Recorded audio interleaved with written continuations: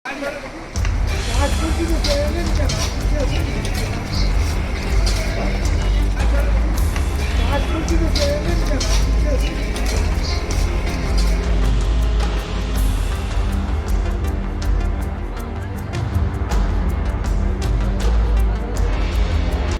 রাত 1টা নাগাদ আবারও শহরে একটি হোটেলে অগ্নিকাণ্ডের ঘটনা ঘটে এবং সেই অগ্নিকাণ্ডের ঘটনা প্রায় 2 ঘন্টার প্রায় 2 থেকে 3টি দমকলের ইঞ্জিনের চেষ্টায় আগুন নিয়ন্ত্রণে আসে।